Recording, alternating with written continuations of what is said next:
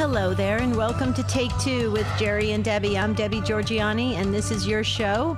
It is our Joy Week to focus on. Rejoice. Gaudete Sunday was yesterday, and it is an exciting time just to lift our spirits and have that joy, maintain that joy, right? Are you with me on that? I hope you are, the Take Two family. But today we're talking about things that can kind of rob you of your joy, right? And we're talking about being critical of others. Are you too critical of others, or are others critical of you? Boy, that can really steal your joy. Absolutely. I have that actually in my family, to be honest with you. There are certain members of my family that are very they're very critical. And it's very interesting because you'd like to throw at them Matthew 7:3, right? Which goes like this, why do you want to see the speck or the little dot, the little speck in your brother's eye, in your neighbor's eye, when you don't want to see the own log or plank in your own eye, right? You want to throw that Matthew 7:3 at them, but you pull back and you just say, Lord, forgive them, for they know not what they do, right? But being critical can be very harming to somebody's spirit, and we want to talk about it today. So I don't want you, if you don't really feel like outing yourself and letting the world know who you are, you can use your confirmation name. But I really need your help. If you're listening right now, we're talking about: are you too critical of others, or are others too critical of you? Would you please call in and tell us your take on this? And if you're on the receiving end of a lot of criticism from your own family or friends or coworkers, I'd like to know what it's doing to you, what it's doing to your spirit, what it's doing to your morale, what it's doing to your self-esteem. How is it affecting you? So could you stop what you're doing? If you're driving, pull over safely to the side of the road. Matt Kabinski's waiting to answer the calls. There's open lines right now, so please call in and share about this idea. If you're too critical, or you have been on the receiving end of a lot of criticism and what it has done to you. So remember, we cover the good, the bad, and the ugly, and everything in between. This is your show. We are live today, which means we are taking calls. I know that some shows, not on EWTN, but I know that some people are already going into the recording mode because we're already right there before Christmas. Not us. We are live, so we're taking calls. Let's use this time wisely. And here's the number: 833-288-EWTN, 833-288-3986. We're talking about criticisms today. What do they do to the person in the interior of themselves? Does it make them start to believe some of these things? When you are on the receiving end of a lot of judgment and people are criticizing things you do, things you say, the intentions behind it, your motivation, you start to doubt yourself. You start to think to yourself, wow, am I really like this? Is this what I'm putting out there into the world? Am I really this bad? Wow, this is brutal. Okay. And it can really, really harm your spirit. I can't stress it enough. So let's talk about if you're too critical, or you're on the receiving end of a person that's too judgmental or harsh like that, and what it does to you. Now, do you put up boundaries? Do you walk away from that person? Do you try to educate that person? Do you throw the Bible at them and especially highlight Matthew 7:3 and say, hey, you better look at your own log in your own eye and the plank in your own eye before you start, pulling out the speck in my eye, right? Do you say that to them? I don't think that's going to go over very well. I really don't. Because if you have that kind of personality of a person that's very judgmental or critical, some people may say it's a bit narcissistic, stuff like that. I don't really like to use labels about people because I think it paints them into a corner, into a box, and then they can't grow from it. But just for the sake of this conversation, we can really look at it from all angles. So I need you to weigh in on this. I have a lot to say about this. Like I said, I do have a family member. They are wonderful. They're good to a lot of people, but they can be very, very critical. They don't see themselves. And if you point it out, they just fluff it off. Like, no, that's not, I'm fine who I am. It's you who has the problem. It's really annoying, I have to tell you. And it's gotten to the point as I get older that I have less patience, less tolerance for it, because I just don't want to be on the receiving end of it. Have you gotten to that point? Have you gotten to that place where you said, I just don't want to do this? But here's the problem. Christmas is right around the corner. Do you get together with them for Christmas? Do you send them a card? Do you talk to them for Christmas? Or do you just, ignore them? That's not the right thing to do. That's not the Christian thing to do. You really got to, say, Lord, I forgive, Father, forgive them, for they know not what they do. You got to really practice all of that, right? That's what I tried to do. I'm not always successful at it and good at it, but I try. And I will tell you that it's an interesting thing that happens with people. Now, keep this in mind. Typically, when people are very judgmental and critical, they really are projecting in a way, because they've got their own issues. They really do. And it's unfortunate that they won't really take a good hard look at themselves in the mirror. They don't see that. And so people throw out the words, it's very hypocritical, hypocrisy, things like that. So it's kind of an interesting topic. It's a deep one. I need you to really and truly participate in today's topic. Now, and the reason why is because we want to maintain that joy. So we're going to have some of these hard conversations this week, so that we can keep that focus of Advent, okay? Which is, we are supposed to rejoice, keep that joy, keep that anticipation, lighten up a bit, maintain that peace. And we can do that if we understand who we are dealing with and how to interact with these souls in a positive way, in a godly way. How would Jesus have interacted with people that are very, very critical? Whew.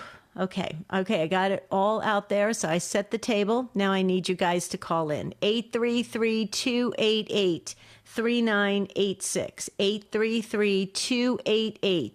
833-288-3986. Please dial in and speak to Matt Kavinsky. We've got Rich Jesse on the phone. We got Rich Jesse on the controls today. We got Matt on the phones today. And we've got Pedro on social media. So everybody's in place. The show team's in place. We're waiting for you. We're talking about, are you too critical of others, or are you on the receiving end of unfair criticism? We'd love to hear from you. 833-288-EWTN. Please call us today.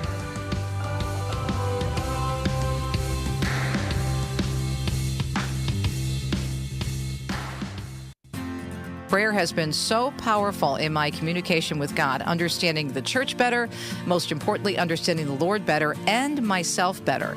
I heard it said once that God answers Knee-mail, as in Knee. Prayer is powerful. One of the favorite things I love to do when it comes to prayer is to ask for the intercession of the great saints. Try it sometime. You'll be very, very impressed and surprised by the amazing power of prayer. Are you facing a crisis in life? Are you feeling stuck and unable to see your way out of your current situation? You just might need a fresh perspective, and we are here to assist. That's what life coaching is all about, sticking to a plan and creating new habits for a better life, all with God at the center. Look into a completely free consultation today at standtalltoday.com. We have a team of life coaches ready to help you get excited about life again at standtalltoday.com. The most original Catholic content is on EWTN Radio. Hello, Journey Home family. Next time, we'll welcome Taylor Kemp, a former professional soccer player and revert to the Catholic faith, to share what led him home to the Catholic Church. Share the journey next time on EWTN's The Journey Home. Tonight, 8 Eastern on EWTN Radio and Television.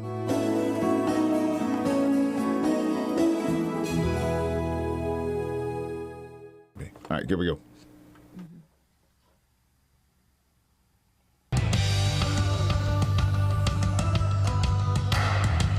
Are you too critical of others, or are you on the receiving end of somebody's very critical nature? And how is that working for you? Is it making you feel good? Are you keeping the joy? Are you keeping the peace? when you're under all this criticism. We're going to get to Isidore in just a moment. Isidore is a first-time caller from Vermont. Hold on. Don't go anywhere, because I want to share the National Life Rosary with our listeners. Turn to Mary, the Mother of God, for help bearing witness to the gift of life with the National Life Rosary. It's designed exclusively for EWTN. The unique centerpiece and crucifix represent the reality that all life is sacred and begins at conception. Help pray for and build a culture of life with the National Life Rosary. It's available right now at EWTNRC.com. I love the religious catalog. I know I say it every single show, but it's because I really do. I think the items there are fantastic. Okay, our first caller is a first-time caller, Isidore from Vermont. Well, on Our Lady of Perpetual Help. Welcome to Take Two. Hi, yes, this is Isidore calling from Vermont. How are you? I am doing well, sir. Thank you so much. Go right ahead. Thank you. I just wanted to add to the conversation. I think you might have alluded to this earlier, but I find that if I am being critical of others, it's usually a reflection of how I'm treating myself. So in other words, if I'm being self-critical, that comes out as being critical of others. So I think, a good practice would be if we could start by having grace for ourselves and feeling God's grace within us and, showing that same love to others. Right. So you're saying that because you're feeling a sense of just kind of maybe a heaviness or something about yourself, and so then now you project that onto somebody else. Is that what you're saying? Or you exactly, yeah. If I'm feeling, a certain way and feeling hard on myself and critical of myself, usually that's also how I view others. So if I can view myself with that compassion, I can then give that compassion to others as well. Right.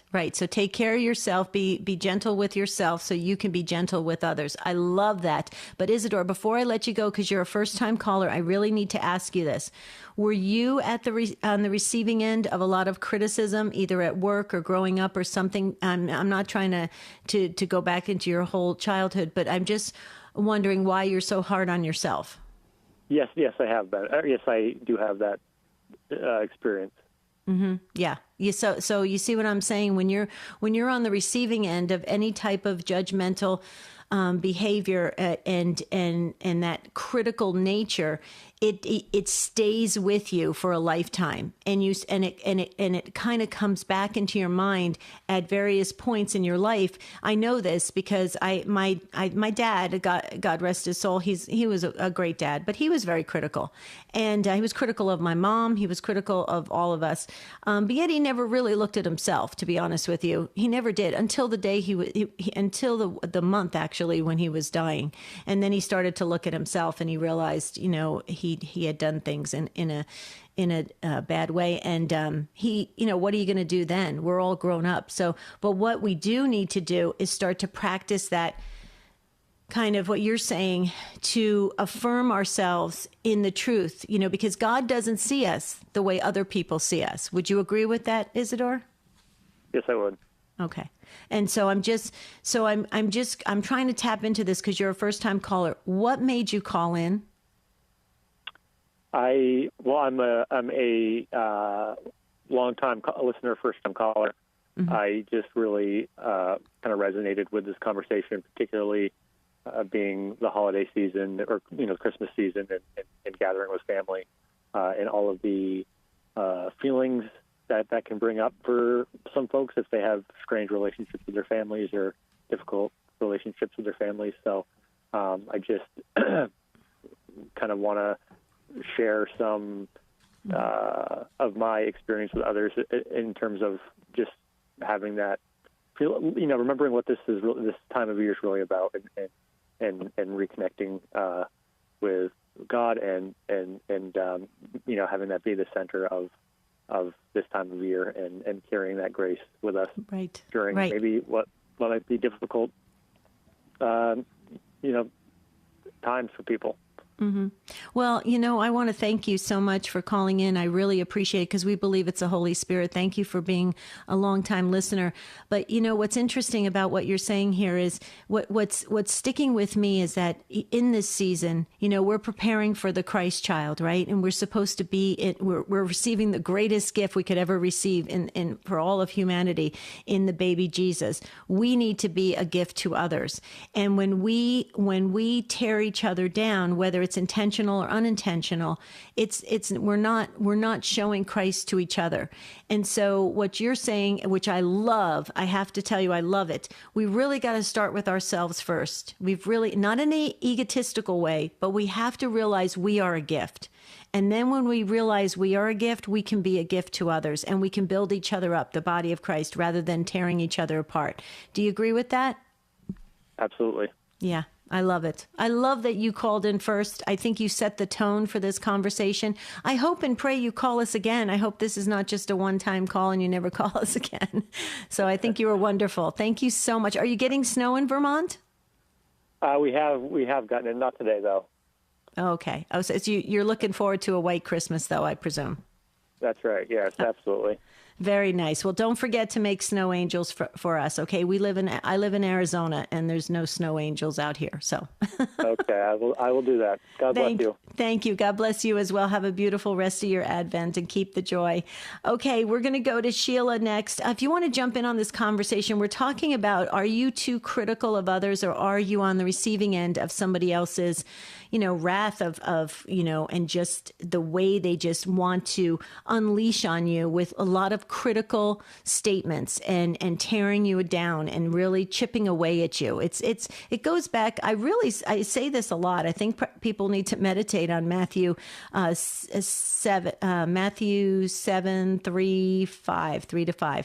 Okay. It's about talking about why do you try to, look at the speck in your neighbor's eye, your brother's eye, when you've got a log or a plank in your own. Okay. So what is God telling us? God's saying, you better be really careful. You're trying to pick away at and really chip away at that other person. You're not even looking at yourself. So look at yourself first and then make sure you present yourself properly to others. So I love what Isadore has to say. 833-288-EWTN is the number to call. We're going to get to Sheila from Lawrenceburg, Indiana on Sirius XM 130. Sheila, welcome to the program. Well, thank you. I'm glad you're discussing this today. Why is that? Well, I've got a husband that can see all my flaws, and he reminds me. And one time, I got a toothpick, and I handed it to him, and I told him about the scripture about the log in his eye. He's got to look at that first, and he didn't take that too well. But anyway, it was a point I was trying to get across to him. My goodness, you crack me up, Sheila. I'd like to be in your home. That would be hilarious. Okay, go ahead. And he is, he's driving. Oh, this darn driver, why doesn't you do this? Always negative. All the people. And I said, you're hurting. If you're so angry at these people, you're hurting. Tell me about it. And then I have 4 sisters. There's 5 girls, and there were 7 of us altogether. And these women, we're old ladies by now. These women, they have nothing better to do than criticize me. I found a text on my phone from one of my sisters saying, what the heck? Sheila would never say anything like that. Mm-hmm. Here I go digging in a little deeper. A sister that hardly ever talks to me said they called another sister who I don't talk to a very naughty, terrible, gross word. Right. And I said, what the heck? Yeah. You never did that. Yeah. Oh my gosh. And then this other sister said that I knew that her daughter-in-law was pregnant, which is estranged from her, and I didn't tell her. So she says, I never want to talk to you again. You're terrible. You betrayed me.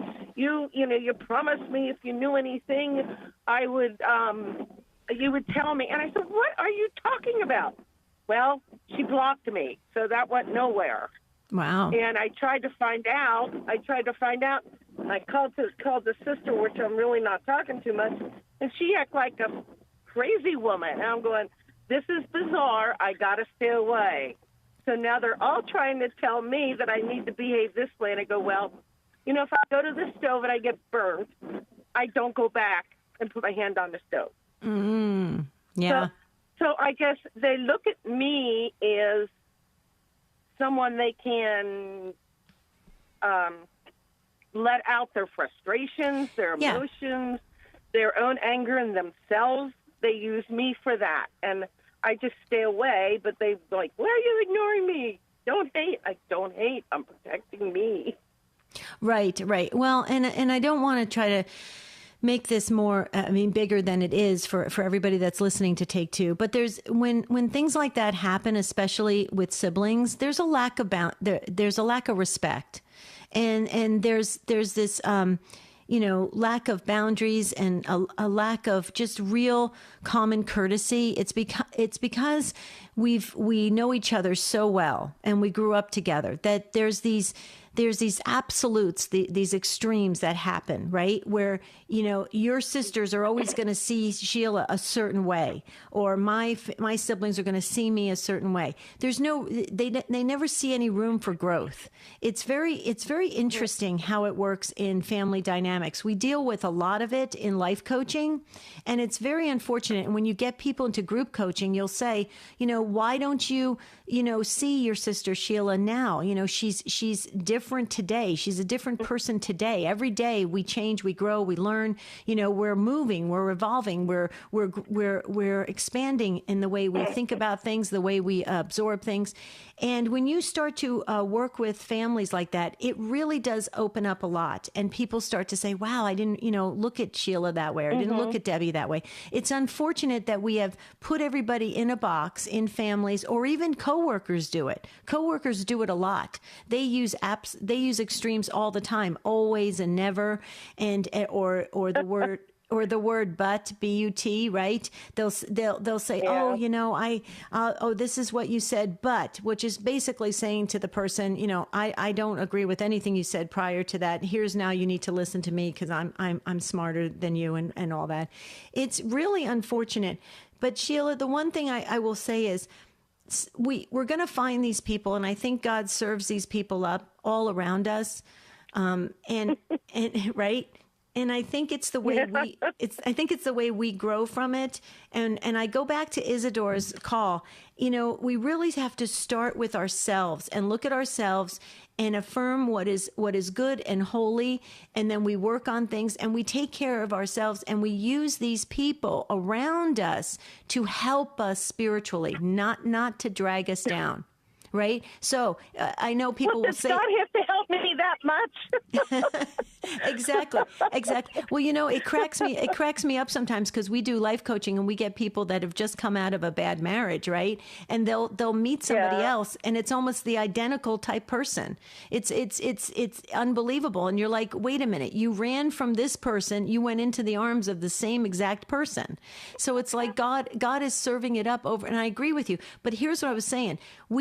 A lot of priests and a lot of religious will say, use these things that are painful to spiritually get you deeper, right? Well, but it is true, because honestly, Sheila, if you can pray for your husband and your sisters, your siblings, then you are using it wisely spiritually. I know it. I know it's bizarre, but like when the people that I have in my family that are very difficult, I truly pray for them. That God will definitely open their eyes to see the damage that they are doing with their words. What do you say? And I understand. I understand that. I'm a certified coach, and I'm a spiritual director. Three long years, solid years, as training. So I understand what you're saying, but it's good to hear you remind me, because you get worn out. Yeah. And I know my first defense is the sacrament. And when I really have anger or hurt, I need confession. It's like I need to purge. Or I go to adoration and I'll say, I don't have anything to say to me. Just let me look at you. And you look at me. Right. And I just let God do his work in me. Yeah. And it does help. Mm-hmm. It does, but I'm just asking. I'm asking God. I love you so much. I know you love me, but can I have a break? Oh, I know. I say that all the time. I go, I don't understand it. I don't understand. I actually, in confession, I have to tell you, and the whole world, my last confession this past weekend, I actually shared with the priest about, like, I have a really difficult family that I was born into. It's difficult. And I'm like, and he just nodded his head like, yeah. So I'm assuming he came from a difficult family too. Yeah. And I'm the oldest living sibling. I have a brother that passed away. Oh. So I helped raise all of them. And if I ever did better than them in some way, they would get jealous. I do not know why. It's like there's competition with me. It's like, no, I love that you got a wonderful house. I love that you got a great job. I love you have beautiful children and life is good. But when life's good, it's a gossip. Right. And, yeah. And it seems like it's because, I don't know, because I was the oldest one and my mom's not around anymore. Yeah. Well, but see, you make a good point. I'm going to address that on the other side of the break. Sheila, thank you so much. You hear the music. Thank you for being a life coach and spiritual director, helping others. You're a beautiful soul. God bless you. Have a great rest of your Advent season. Keep listening, because I'm going to be sharing that about jealousy in families. We'll be right back. No one does Catholic radio. Divine Intimacy Radio. Open Line Friday. Register radio. Like EWTN. This is a Messy Family Minute from Mike and Alicia Hernan. As moms and dads, we're pulled in many directions. Our world is frantic and sometimes chaotic. We parents need to take a pause, take some time away to become more intentional in our Catholic family life. We suggest a tool that we call the Family Board Meeting. This meeting's a time for you and your spouse to affirm each other and your giftedness, cast a vision framing what you want your family to look like, and then set concrete goals to make that vision a reality. More than ever, our world needs dynamic Catholic families. That only happens when parents are intentional about building a Catholic family culture within their home. Take time to build a culture that is stronger and more influential on your children than the culture of the world that surrounds them. To help you run this board meeting, we've created a tool for you, a download at our website, messyfamilyproject.org. Get the worksheet and then work with your spouse to be more intentional in your family life. If you have the MyTuner app, you can listen to EWTN Radio's live stream. Open the MyTuner app and search EWTN. This is Debbie Georgiani. If you missed part of today's show, catch the encore tonight at midnight Eastern or anytime at EWTN Podcast Central. Visit us at EWTN.com/radio/podcasts. Protecting the sanctity of life. This is EWTN Radio. Hi, this is Janet Williams. We embrace the essence of feminine spirituality on Women of Grace tomorrow at 11 a.m. Eastern here on EWTN Radio. Now, back to Take Two with Jerry and Debbie. Okay, I'm asking the question today, are you too critical of others, or are you on the receiving end of some harsh criticisms on a regular basis, and what is it doing to your spirit? We've had some two great calls, Isidore and Sheila. And just, Sheila, if you're still listening, you said something at the very end before we were going into the break about that you practically raised your siblings. You were the oldest child, and there's some jealousy there. See, that was very interesting. I was going to ask you where you are in the birth order, and that happens. Now, I'm the youngest of 6, and I have been on the receiving end of some harsh criticism because I feel there's a little bit of rivalry, jealousy there as well. But it's interesting how I think it goes back to when you really don't appreciate your sibling. You don't really understand them. You don't know where their come from is. You don't know, who they are because they've grown up, they've changed, and it's unfortunate. So the communication kind of dwindles in that area and the understanding. And that's important, to hit the reset button and reestablish the boundaries and the parameters of how you're going to engage in the family and what you expect from the family and what you're willing to give the family. And it's a good time this year, this month especially, to definitely hit that reset button and say, you know what, please forgive me for all the things I've done intentionally and unintentionally to hurt you. Let's start over. We're going into a new year. We're heading into Christmas. It's very important. So, you can do those things with your family members if you can get them all together and everybody is of the same mindset and attitude, and to go forward to have a really wonderful new year. So maybe some of you have done that already with your families, if you could call in. But I want to talk about criticisms today and what it's doing to a person. 833-288 EWTN, 833-288-3986. We're going to get to Carl next. Hold on, Carl. Don't go anywhere. I'm going to get to you in 20 seconds. I just got to do a congratulations going out to our great EWTN radio partner. Northern Apostle Radio, serving Marquette, Michigan, is celebrating 10 years with EWTN. Congratulations to Timothy Presley and his great team at WNOA from your friends here at EWTN. Wow, 10 years. That is wonderful. Let's get to Carl from South Dakota on Real Presence Radio. Thank you so much, Carl, for waiting. And Joanne, hang on. You're right after Carl. Welcome to Take Two. Hello, Carl. Oh, Carl, are you with us? Hello. Can you hear me? Yes, I can. Thank you so much for waiting, and welcome to the program. Hello. Yeah, I was just going to say, I kind of ask for prayers and maybe some advice.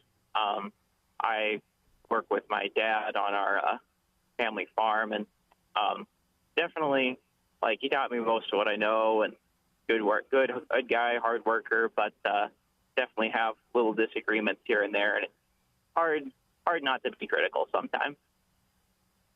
You're saying he is critical or you're critical? No, I'm critical. You're critical of your dad. Why are you critical of your dad? Could you help us? Because people are listening all over the world. This is a perfect example, Carl. You work with your dad, so you're close, you're spending your waking hours together, working side by side. Why do you feel the need to be critical of him? Do you feel he does things differently? You don't care for his personality? You don't like the way he does things? We want to understand this.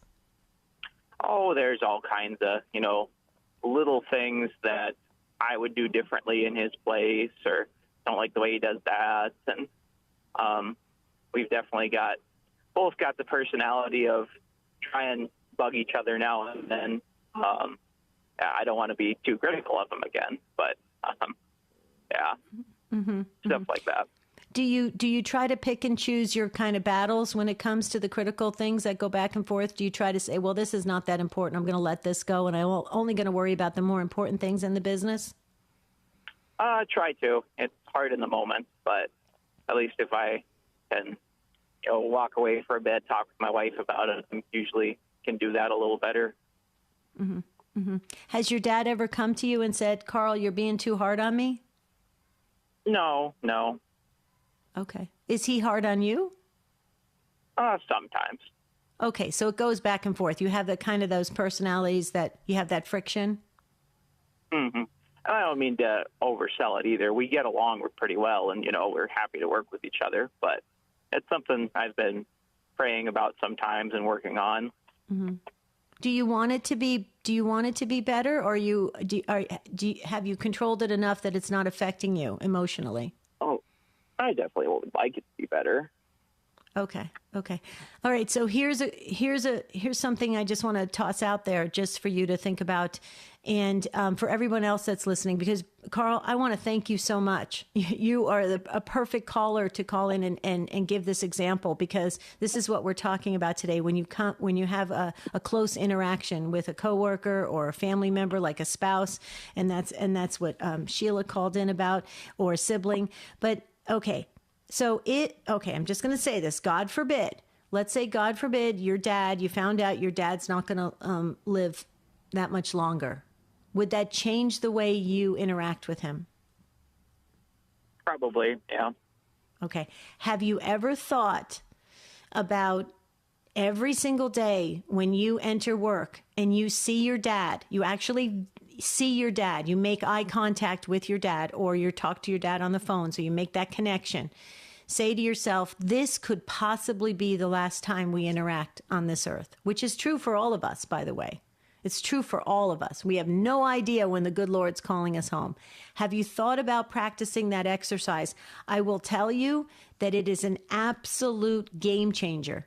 When people have that mindset, when they go into a relationship and they say, okay, this is sometimes a little bit of a difficult relationship. I love this person very much. I value and I want to be with this person. I want to work with this person, but they can be a little bit difficult. If they go into that interaction thinking to themselves, this could be the very last time we ever interact on this day. This day is it. Tomorrow, it could never happen again. They have a whole different outcome. The results are amazing. I don't know if you want to try it, you could try it for like 30 days and see how it works for you. But I will tell you, I can't even describe what it does. That's a great idea. Thank you. Yeah, try it and let us know and see if it has changed the way you look at your dad. And then, just so you know, at about a week or two, if you continuously do it, if you practice it, in about a couple weeks, you'll see a shift in your dad. Your dad will move. It's very interesting when somebody puts forth a new way of doing things. It takes the people on the receiving end a couple weeks to kind of adjust to it, and then they start to respond in a healthy way. Sometimes they can be very, very resistant. But then they start to respond. So I hope that works for you, Carl. I would love, Carl, for you to call back in about 30 days and tell us if you did practice it and how it worked, because I think it would be great for all of our, thousands and thousands of Take Two family members who are struggling with the exact same thing. Okay? Well, yeah, I'll give that a shot. Probably be a Christmastide resolution or something. Yeah, there you go. There you go. Yeah, and actually, really, to be honest with you, Carl, we should do that with every interaction we have with everybody, our spouse, our children. I mean, we have no idea. We know from COVID, right? The COVID interruption, we've heard of the stories of people thinking that they had the next day or the next week with somebody, and that person was taken home. And they didn't have any time to respond or to repair or to, say, I love you, or say, I'm sorry, or whatever. And so we really don't know. And we should really be that way with everybody. So this was a great call. I thank you so much. Continued blessings to you during this Advent season, okay? Thank you. Thank you. Thank you. God bless you. Okay, so we're going to get to Joanne in just a moment. We've got an open phone line for you. If you are too critical of others, or you're on the receiving end of criticisms that you cannot handle any longer, and you're thinking to yourself, well, I'm going into Christmas. Christmas is just around the corner, and New Year's, and I don't want to deal with these people. They're just getting on my nerves. Come on, call in, because we can maybe talk about it and really practice a new way of moving forward. At 833-288 EWTN. We're very friendly. Matt is waiting to answer the call. 833-288-3986. Okay, we're going to get to Joanne. Joanne's from Columbus, Ohio on the EWTN app. Hello, Joanne. You've been waiting so patiently. Hi, Debbie. Hi, you get our Patience Award, Joanne. Thank you. I just really resonated with being critical, because I live with my daughter, and I live together. She's older, but I've been divorced since she was 2 years old. So I find myself trying to be the mother and the father. Mm-hmm. Say that one more time. You just clipped out a little. One more time about this. Just repeat. So I find myself being very critical of my daughter. Of your daughter, okay. Of my daughter. I've been divorced since my daughter was very young, and I find myself being the mother and the father, and just very critical of everything that she does. Okay. Okay. So a couple things. Right. Couple things. May I just, are you open to a couple, a back and forth a little bit so we can better understand this? So, cause this can help a lot of families. Okay. First of all, is she your only daughter?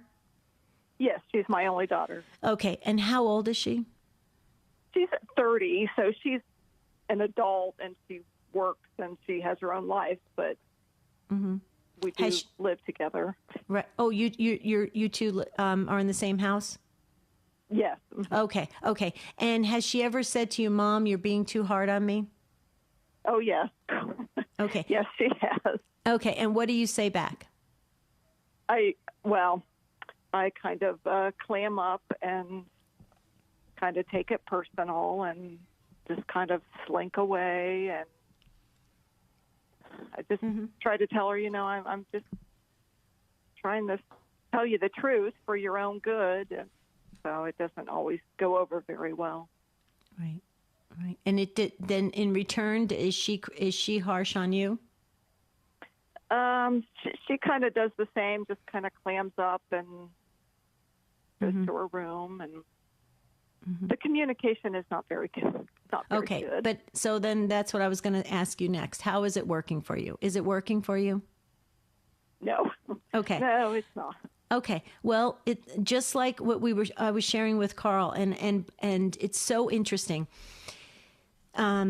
If we, I don't know if you heard the conversation I was having with Carl, but if we change the way we interact with each other, if we make every interaction a brand new one, and one that could be the very last one we ever have with that person, it changes the way we talk to them. It changes it. I like it. Yeah. And we can do that with anyone. It doesn't have to be like just a family member. It could be a coworker, a neighbor, a parishioner, a priest, a friend, whatever. If we go into that encounter and we say, this could be the very last time I'm ever having this face to face with this person, we will conduct ourselves differently. Yeah. We will. Yeah. That really puts a whole new attitude on the situation. And so, that's right. Very, very eye-opening. Right. So the way you do it is maybe sit with your daughter when you're having a really good conversation, not when it's heated or anything, when you're having a really good conversation, and say to your daughter, we're coming up on a new year. It's Christmas time. I really would like to hit the reset button, and I would like to approach our relationship in a different way. Are you open to that? If she says yes, if she says no, give her time. If she says yes, then say, could we act like every time, even if we pass each other in the kitchen, it could be the very last time we're going to see each other, because neither one of us know when God is going to call us home. We have no idea. Oh. Yes, I love that. Yes, I'll definitely try anything. Right. And see, but now she may think it's just, oh, Mom, this is ridiculous. I'm not doing this. Okay, that's fine. Just let it sink in and say, tell her you learned it on Catholic radio. Okay. And say to her, blame it on me. It's fine. People blame it on me all the time. And then say, let's really try it. Do you know, I will tell you something. When my husband Marty and I, when we work on that, we have the best interactions that I've ever seen ever of two people when we have that mindset. Now, when that's awesome. Right. Now, when one of us has that mindset and the other one doesn't, because they have something else on their mind, it doesn't go so well, because it's very frustrating, right? And if both don't have it, then you just have your normal day-to-day, crazy life that everybody has. But when both people buy into it, it's unbelievable at what you see. The miraculous things that come out of the exchanges between people when they feel like it's the very last time. You know how we know that? It's when people go to the bedside of people who are dying. Have you ever noticed the interactions that people have with each other at the bedsides? Yeah. It's so beautiful. You can feel God in the midst. Oh, right? That's wonderful. Yeah, I know it's not a healthy way to deal with the situation, and it doesn't get heated or anything, but we need to change our communication, and something definitely I will be praying about and asking the Holy Spirit to intercede for me. Okay, definitely. And do the same thing. Call back, like if Carl's going to take on the same, exercise there, call us and let us know how it's working for you. We'd love to know, because we journey together as the Take Two family. Would you do that for us, Joanne? Oh, definitely. Thank you so much, Debbie. I really appreciate everything you do. Aw, thank you. I love you back. You're so amazing. Thank you and have a beautiful rest of your Advent season. Okay, we had one of our listeners sent in this question for Carl. Wanted to know, Carl, if you're still listening, do you ask your dad why he does things in a certain way to try and understand him rather than criticize him? That's very interesting. That was a very good comment from one of our Take Two listeners. Thank you so much. And that is true. When we ask for those clarifying questions to understand better, it's always good to ask and really try to understand their come from before we speak. So yeah, that's why you always say, I think I heard you say this. You're doing this because why are you deciding to approach this way? Can you share with me your thoughts on this? And then you respond. So again, it goes back to, rather than reacting and saying, oh, that's just stupid, I don't like the way you're doing it. I'm not saying Carl does that, but I'm just saying that's probably like what I would do. But we need to just ask those questions, build that communication, build that trust, and then if they're open for a response, that's how you do it. That's the life coaching method that we use.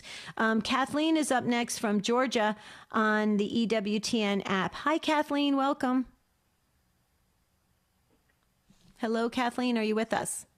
Yes, I am. Oh, go right ahead. Well, I am a young adult, 20 to be precise, and especially in my family, I have disabilities, autism, bipolar 1, and of course it can put a strain on our family, and some of my family members can be a little bit of ableist, even though the Catholic Church says love thy neighbor as yourself. And especially during this Advent, I want to control what I say because I get very angry, especially angry at the world with my condition, how people treat me and how they alienate me. So I really want to show Christ's image in the way I talk, but sometimes my anger gets the best of me. Mm-hmm.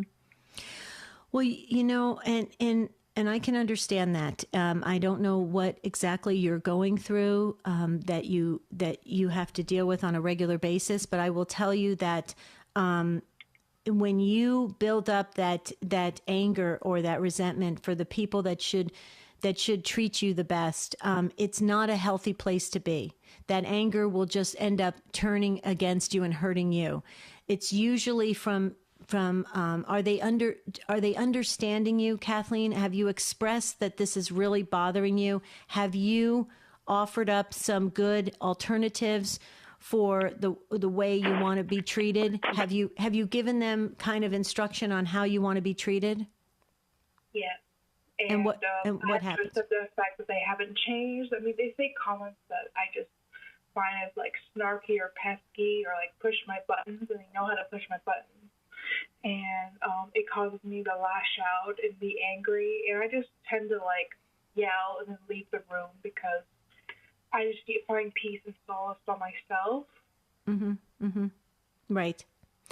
Well, I will tell you that I would encourage you to I don't know if you've reached out to any counselors, Catholic counselors.com. The pop checks do a fabulous job in that area. Catholic counselors, or we do work in that area at Stand Tall. But I don't know if you've reached out for some help in that area, because I will tell you that, and a lot of saints had a lot of anger for people around them. They did, okay, and they were able to elevate themselves out of the situation, but it took a lot of practice and a lot of years to drop the anger, because the anger wasn't good for the person, for yourself. It's not good for yourself. It's going to eat away at you, because I'm sure you're not happy feeling the anger feelings. I'm sure it frustrates you, and I'm sure that when you yell, you're thinking, oh my goodness, this is just not good. I don't like this cycle. So you have to figure out a new way to respond, a new way to react to these kinds of situations. And so you can put in place these practices that will help you through that anger and get to the core of the anger, because a lot of times there's a fear that's associated with it or something of that nature.